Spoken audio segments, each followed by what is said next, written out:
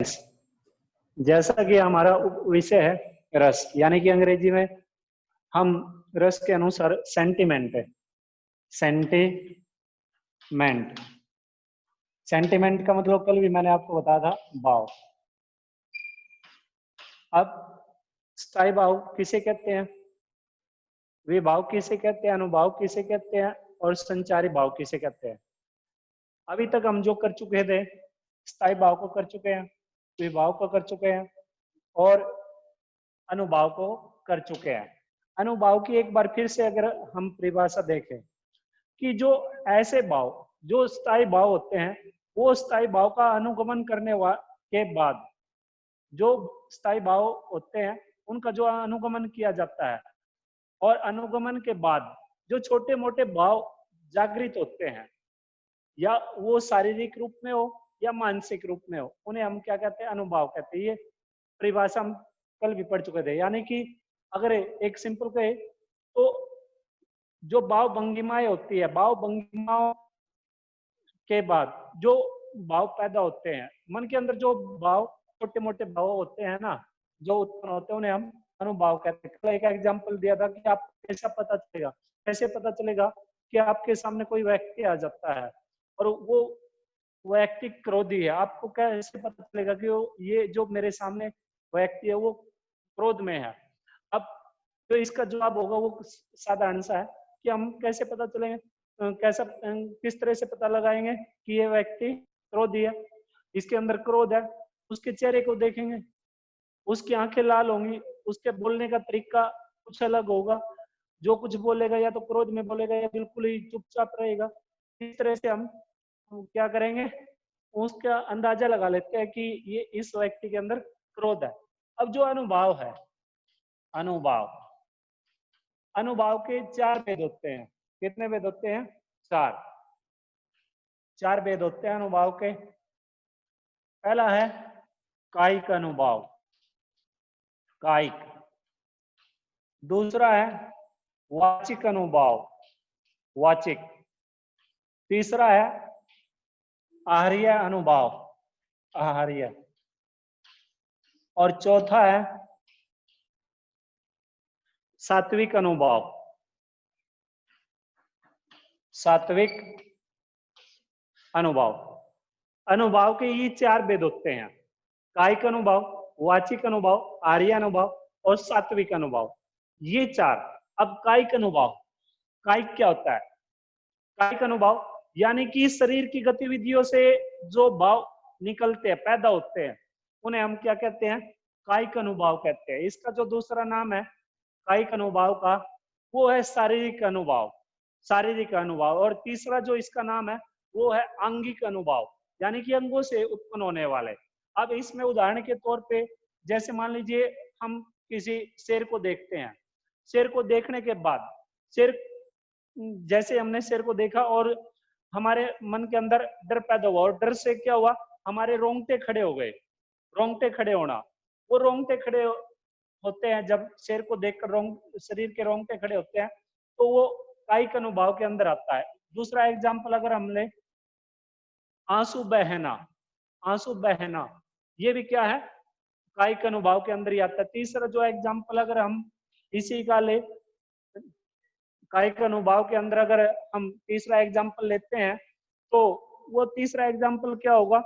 जैसे कि हम नृत्य करते हैं, नाचते हैं, नाचते हैं, नाचना, नाचना भी क्या है? नाचना भी कायिक अनुभाव के अंदर ही आता है। फिर दूसरा है वाचिक। वाचिक का अर्थ क्या होता है? वाचिक का अर्थ होता है वाणी, बोलना। इसका दूसरा नाम है मानसिक अनुभाव, मानसिक, मानसिक अनुभाव भी बोलते हैं इसे, मानसिक। और मानसिक अनुभाव से अभिप्राय क्या है? मानसिक अनुभाव से अभिप्राय है कि मन की स्थिति से जो भाव पैदा होते हैं, मन की स्थिति के कारण जो भाव पैदा होते हैं, उन्हें क्या कहते हैं? मानसिक या वाचिक अनुभाव कहते हैं। जैसे एग्जाम्पल के लिए दिल की धड़कनें बढ़ना, दिल की धड़कनें बढ़ना, ये क्या है? ये है, या दिल का धड़कना, ये क्या है? ये वाचिक या मानसिक अनुभाव के अंदर आएगा। तीसरा है आर्य अनुभाव। आर्य का मतलब क्या होता है? अपनी इच्छा से हम जब कई बार अपनी वेशभूषा या अपने शरीर की सुंदरता को बनाते हैं, हम अपनी पसंदीदा ड्रेस पहनते, कपड़े पहनते हैं, ठीक है। तो वो जो वेशभूषा है, वो जो हमारे शरीर की सुंदरता है, जब हमने अपनी इच्छा से उसे पहना तो उसे हम क्या कहते हैं, आर्य अनुभाव कहते हैं। और सात्विक अनुभाव, चौथा हमारा है सात्विक अनुभाव। सात्विक अनुभाव से क्या अभिप्राय है? सात्विक अनुभाव क्या होते हैं? ऐसे भाव होते हैं, ये सात्विक अनुभाव ऐसे भाव होते हैं जिन पर हमारा किसी तरह से कोई भी नियंत्रण नहीं होता। यानी कि ऐसी चेष्टाएं, शरीर के अंदर ऐसी चेष्टाएं होती हैं जिन पर किसी प्रकार का कोई भी वश नहीं होता, नियंत्रण नहीं होता। अर्थात अगर एक साधारण तरीके से हम इसे कहे, साधारण तरीके से कहे तो साधारण परिभाषा इसकी क्या बनेगी? वो बनेगी कि ऐसे भाव जो अपने आप ही जन्म लेते हैं, ऐसे भाव जो अपने आप ही जन्म लेते हैं, उन्हें क्या कहते हैं? उन्हें सात्विक अनुभाव कहते हैं। अब ये चार हैं। अब इसमें जो सात्विक अनुभाव है, एग्जाम्पल देखिए, एग्जाम्पल सात्विक अनुभाव का, जैसे पसीना बहना, पसीना निकलना, पसीना, या शरीर में कंपकपी होना, शरीर में कंपकपी होना। इस तरह से ये जो दो तीन एग्जाम्पल है, ये क्या जाएंगे? ये जाएंगे सात्विक अनुभाव में। या फिर इस ये जो शरीर का के अंदर से जो पसीना बहता है, या शरीर में जो कंपकपी पैदा होती है, या फिर आवाज का भंग होना, आवाज का भंग होना, आवाज जब भंग होती है तो उसको भी हम क्या कहते हैं? उसे भी हम क्या कहते हैं?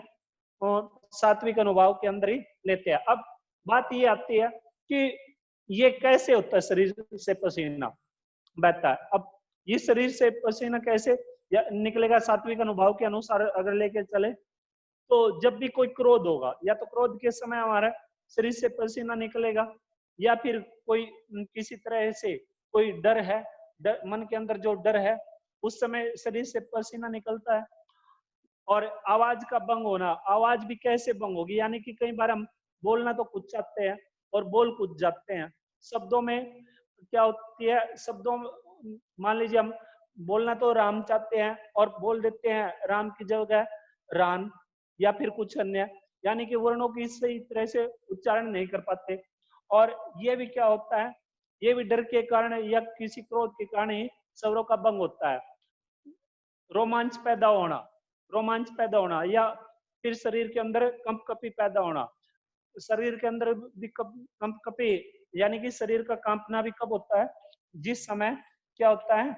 जिस समय हमें डर होता है, ये या डर होता है, या कोई दुख होता है, या किसी प्रकार की कोई अन्य घटना होती है, उस समय या तो शरीर से पसीना निकलेगा, या शरीर से ये क्या नाम है, जो आपकी आवाज है, आपकी आवाज भंग हो जाएगी। ये चार के चार जो भेद हैं वो किसके हैं? वो है अनुभाव के। कायिक अनुभाव, वाचिक अनुभाव, आर्य अनुभाव और सात्विक अनुभाव। अब जो चौथा हमारा है वो है संचारी, संचारी भाव, संचारी भाव। इसका दूसरा नाम है वयभिचारी। दूसरा नाम क्या है? वयभिचारी। संचारी यानी कि संचरण करना, घूमना फिरना। अब ऐसे भाव होते हैं जो मन के अंदर पैदा होते हैं, और ये मन के अंदर जो भाव पैदा होते हैं ये अकेले तो पैदा नहीं होते, इनके साथ कहीं ना कहीं छोटे मोटे भाव भी पैदा होते रहते हैं। और जब ये छोटे मोटे भाव पैदा होते हैं तो वो क्या करते रहते हैं? संचरण करते रहते हैं, यानी कि वो कुछ समय के लिए पैदा होते हैं। अब एक एग्जाम्पल है, जैसे समुद्र है, समुद्र में बड़ी बड़ी लहरें उठती है, तरंगे उठती है। अब उन बड़ी बड़ी तरंगों के साथ साथ क्या होता है? छोटी मोटी तरंगे भी उठती है। अब ऐसे ही जैसे समुद्र में बड़ी बड़ी तरंगों के साथ छोटी मोटी तरंगे भी उठती है, ऐसे ही क्या होता है? जो स्थायी भाव होते हैं उन स्थायी भाव के साथ, यानी कि जो मूल भाव होते हैं उन मूल भाव के साथ भी छोटे मोटे जो भाव हैं वो क्या होते रहते हैं? पैदा होते रहते हैं। इन्हें हम क्या कहते हैं? इन्हें हम संचारी भाव कहते हैं। इन्हें हम क्या कहते हैं? संचारी भाव। संस्कृत के आर्यों ने इनकी संख्या कितनी बताई है? 33। अब इसके 3 एग्जाम्पल है, सांप का भी, राम और सीता का भी, और तीसरा जो है तीसरा एक अन्य एग्जाम्पल है, सबसे पहले हम उस अन्य एग्जाम्पल के अनुसार ही चलेंगे। मान लीजिए एक छोटी सी बात है, मान लीजिए कोई औरत है और वो उस औरत को उसके पति के मरने का संदेश मिलता है। अब जैसे उस औरत को उसके पति के मरने का संदेश मिला तो उसके मन के अंदर कैसा भाव पैदा हुआ? शोक का, दुख का भाव पैदा हुआ, दुख पैदा हुआ। अब दुख का जो भाव है ये क्या है? स्थायी भाव है। ये क्या है? दुख का भाव, जो शोक का भाव उस औरत के अंदर पैदा हुआ, ये स्थायी भाव है। अब इस भाव के साथ साथ जो छोटे मोटे भाव भी जागने शुरू हो जाते हैं। कैसे जागने शुरू हो जाते हैं छोटे मोटे भाव? जैसे अब उस औरत को अपने पति की यादें, यानी कि पति की स्मृतियां, ये आनी शुरू हो जाती है। अब पति की जो स्मृतियां हैं ये क्या है? ये छोटे मोटे भाव है। ये किसका काम करते हैं? ये संचारी भाव का काम करते हैं। बच्चों के भविष्य की चिंता उसे सतानी शुरू हो जाती है कि भविष्य में बच्चों का किस तरह से करियर बनेगा। ये सभी कुछ इस तरह की जो बातें होती है, ये जो छोटे मोटे भाव पैदा होते हैं, कौन कौन से? जैसे मैंने अभी बताया आपको, यानी कि पति की स्मृतियां, पति की यादें और बच्चों के भविष्य की चिंता, ये क्या करने शुरू कर देती है? ये होते हैं हमारे संचारी भाव। ये क्या होते हैं? संचारी भाव। लेकिन जो मूल भाव क्या हमारा? वो है शोक, यानी कि उस औरत के हृदय के अंदर, मन के अंदर कैसा भाव पैदा हुआ जब उसको अपने पति के मरने का संदेश प्राप्त हुआ, तो उसके अंदर जो भाव विद्यमान था उनमें से एक भाव निकल कर आया शोक का। और इस शोक के भाव के साथ साथ जो अन्य जो छोटे मोटे संचारी के तौर पे जो भाव निकल कर आए, वो कौन कौन से आए? वो आए निकल कर, एक तो बच्चों के भविष्य की चिंता, एक तो बच्चों के भविष्य की चिंता और पति की यादें। अब दूसरा जो एग्जाम्पल है, सांप का एग्जाम्पल देखिए आप, सांप वाला। अब सांप में क्या था? जैसे ही हमने क्या किया था, सांप के संदर्भ में पढ़ रहे थे, अब उसमें संचारी क्या बनेगा उसी एग्जाम्पल में? अब ये देखिए, डर के मारे हम, हमारी आंखें बिल्कुल ही बंद हो जाती है। डर के मारे हमारी आंखें बिल्कुल बंद हो जाती है और कुछ देर के लिए हम क्या होते हैं? बिल्कुल ही चेतना शून्य में चले जाते हैं, यानी कि बिल्कुल कोमा में पहुंच जाते हैं। और ये जो कोमा में पहुंचने की जो ये स्थिति होती है, सिचुएशन होती है, ये आत्म विस्मृति की होती है, यानी कि अपने आप को बिल्कुल ही भुला देते हैं हम। हमें पता नहीं होता कि हम क्या तो कर रहे हैं, किस जगह है, किस जगह नहीं है। ये जो सिचुएशन होती है, ये सिचुएशन कैसी होती है? ये सिचुएशन उसी तरह होती है जैसे आसमान से जो बिजली है वो धरती पर गिरती है और वो थोड़ी देर के बाद क्या हो जाती है? लुप्त हो जाती है, खत्म हो जाती है। तो यही स्थिति क्या होती है? यही स्थिति हम, अब क्या है? डर के मारे हमारे मन के अंदर क्या पैदा हुआ? और डर के मारे हमारी आंखें बंद हो गई और हम बिल्कुल कोमा में पहुंच गए।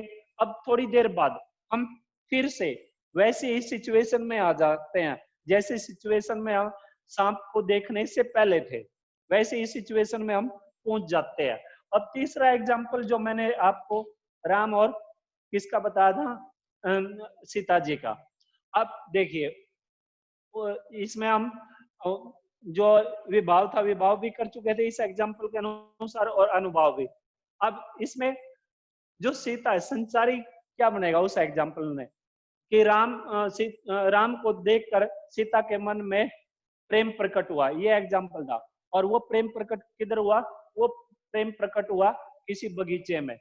तो अब जो माता सीता है, माता सीता राम जी, वो राम जी से जुड़ी जो यादें हैं, यानी कि जब वो जिस जगह मिली थी, जिस जगह माता सीता जी ने राम जी को देखा था, निहारा था, उस जगह को के बारे में या राम जी के सौंदर्य के बारे में सोचना शुरू कर देती है और फिर भविष्य के बारे में सोचना शुरू कर देती है माता सीता कि राम जी से पता नहीं कब मिलेंगे, अब किस जगह मिलनसार होगा, किस जगह दोबारा होगा भी कि नहीं होगा। इस तरह की जो भविष्य की जो चिंताएं हैं माता सीता के लिए, वो क्या करती है? वो छोटे मोटे भाव को क्या करती है? मूल भाव के साथ पैदा करती है। उसको हम क्या कहते हैं? संचारी भाव कहते हैं। अब आचार्य जो संस्कृत के आचार्य थे उन्होंने संचारी भाव की जो संख्या है वो कितनी मानी है, वो 33 मानी है। 33 के अनुसार जैसे कुछ मैं आपको बता देता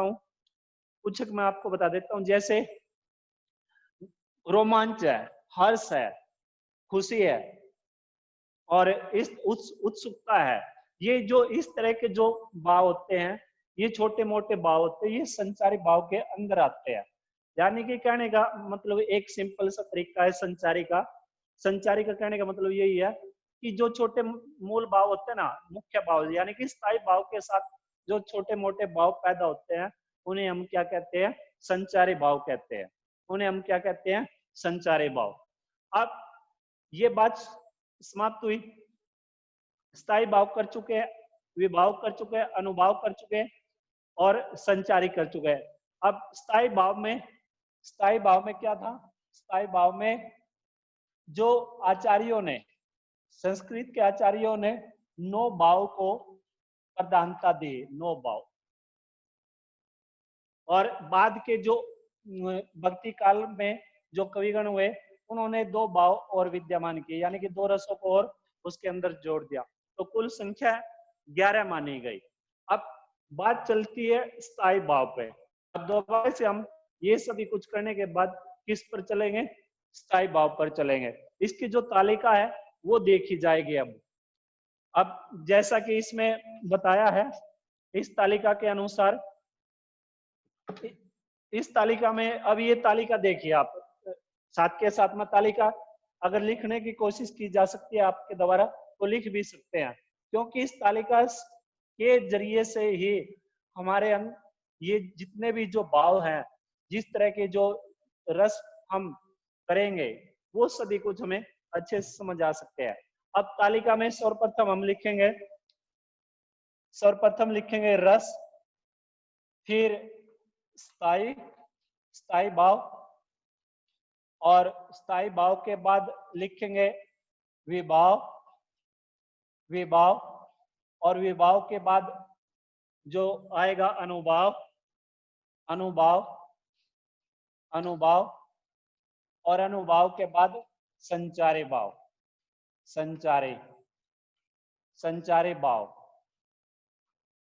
ये जो तालिका है, इस तालिका के अनुसार ही देखिए आप।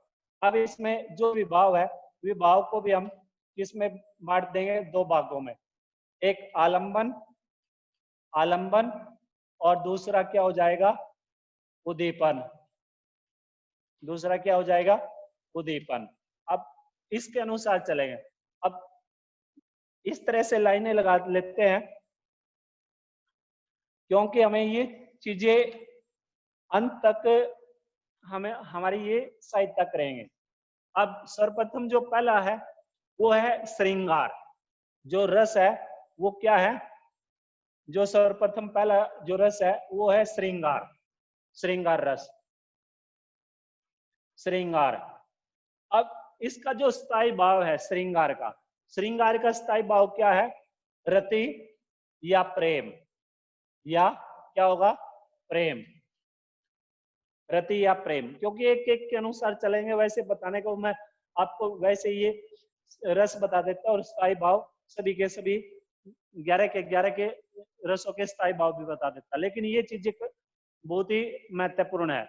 अब इसमें रति प्रेम स्थायी भाव हो गया। अब विभाव देखिए, इसका विभाव में जाएंगे नायक नायिका। अगर आलंबन के तौर पे देखें तो नायक नायिका, और या तो नायक नायिका या फिर जो प्रेम पत्र होते हैं नायक नायिका के, उन्हें हम किस में लेंगे, आलंबन में लेंगे।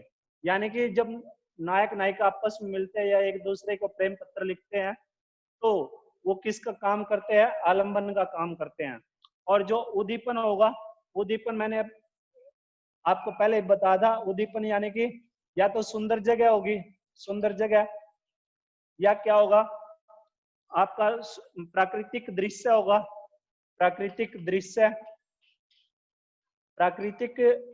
होगा, या फिर क्या होगा आपका इसमें संगीत होगा,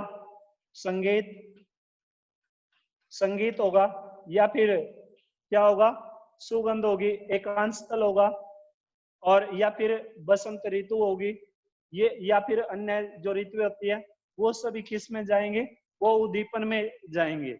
और फिर इसका जो अनुभाव होगा वो होगा, क्या होगा, नायक नायिका एक दूसरे को स्पर्श करते हैं, टच करते हैं, स्पर्श करना, या फिर अवलोकन करना, एक दूसरे को, अवलोकन का अर्थ क्या होता है, अवलोकन का अर्थ होता है देखना, एक दूसरे को देखेंगे, तो उस समय ये क्या होगा, अनुभाव का काम करेगा। और इनका जो संचारी भाव बनेगा इसी का, जो श्रृंगार रस में संचारी भाव जाएगा वो क्या होगा, स्मृति, यानी कि नायक नायिका एक दूसरे की यादें।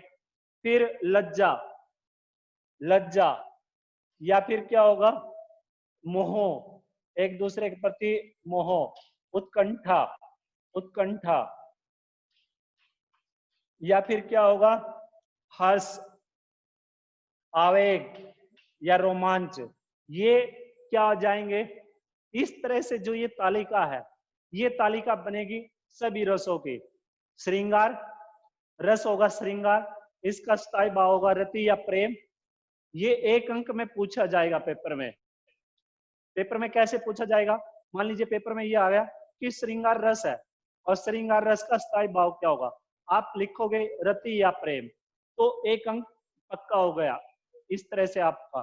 क्योंकि ये हमें जितने भी स्थायी भाव है 11 के 11 के स्थायी भावों में याद करने होंगे। ये जो तालिका है, ये तालिका आपको आपके पास पहुंचाई जाएगी, कल आपके जो होमवर्क में आ जाएगी, क्योंकि ये बहुत लंबी तालिका, इस तरह से काफी टाइम लग जाएगा। तो आप क्या है, आप इसके अनुसार पढ़िए एक बार। रस, श्रृंगार, स्थायी भाव है इसका रति या प्रेम। जो विभाव है, विभाव के दो भेद है, आलम्बन और उद्दीपन। यानी कि आलम्बन क्या बनेगा, नायक नायिका एक दूसरे से मिलते हैं या एक दूसरे को प्रेम पत्र भेजते हैं, एक दूसरे को क्या करते हैं, प्रेम पत्र भेजते हैं। और उद्दीपन क्या होगा, सुंदर जगह होगी या प्राकृतिक दृश्य होगा, संगीत होगा, एकांत स्थल होगा। और अनुभाव क्या होगा, एक दूसरे को स्पर्श करना, अवलोकन करना, यानी कि देखना। और संचारी क्या बनेगा इसका, स्मृति या लज्जा, मोह या उत्कंठा या हर्ष या रोमांच, इस तरह से। अब मैं सिर्फ एक ट्रिक का बता देता हूं आपको, रस लिख देता हूं, और रस के बाद जो ये है, रस के बाद क्या है, इसके जो स्थायी भाव है वो सभी के सभी आपको ये बता देता हूं कि इसका स्थायी भाव ये है। अब जैसे सर्वप्रथम हम स्थायी भाव बनेगा वो क्या बनेगा, रति या प्रेम, रति या प्रेम। दूसरा है, दूसरा हास्य रस, हास्य रस, हास्य रस का स्थायी भाव क्या होगा, हंसी, हंसी या हास। और तीसरा हमारा करुण, करुण रस का स्थायी भाव क्या होगा, शोक, शोक या दुख। और फिर इस तरह से हम हमारे जो ये 9 जो संस्कृत के आचार्यों ने कुल रसों की संख्या कितनी मानी थी, 9। और 2 जो भक्ति काल के कवि थे उन्होंने 2 अन्य जोड़ दिए थे, इसमें तो कुल संख्या 11 हो गई थी। श्रृंगार हो गया, श्रृंगार का रति हो गया, हास्य का हंसी हो गया, करुण का शोक हो गया, और फिर रौद्र, रौद्र का क्या होगा, क्रोध, रौद्र का क्या जाएगा, स्थायी भाव क्रोध। और रौद्र के बाद है वीर, वीर का क्या होगा, उत्साह या उमंग, उत्साह या उमंग या जोश। और फिर इसके बाद भयानक, भयानक, भयानक का क्या होगा, भय या डर। और इसके बाद जो है विभत्स, विभत्स का क्या होगा, विभत्स का होगा जुगुप्सा, विभत्स, विभत्स का क्या होगा, जुगुप्सा, जुगुप्सा या घृणा, या क्या होगा, घृणा। और 1 2 3 4 5 6 7, और विभत्स के बाद क्या होगा, जो हमारा अद्भुत रस होता है, अद्भुत। ऊपर देखिए, अद्भुत रस, अद्भुत का क्या होगा, आश्चर्य, अद्भुत, अद्भुत का क्या होगा स्थायी भाव आश्चर्य, या तो आश्चर्य होगा, आश्चर्य, या फिर क्या होगा विस्मय, विस्मय। और जो अंतिम है इसमें, अंतिम क्या है शांत। संस्कृत के आचार्यों के अनुसार शांत का क्या होगा, या तो शांति होगी या निर्वेद होगा, या तो क्या होगा शांति या क्या होगा निर्वेद, निर्वेद। ये स्थायी भाव है हमारे। और जो दो रस है, दो कौन कौन से हैं, एक है वात्सल्य, एक क्या है वात्सल्य, और दूसरा है भक्ति रस। वात्सल्य रस के जो जन्मदाता माने गए हैं वो कौन माने गए हैं, वात्सल्य रस के सूरदास जी। वात्सल्य,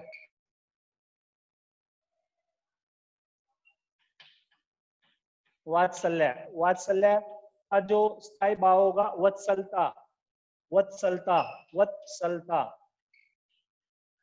वत्सलता। और जो अंतिम है वो है भक्ति।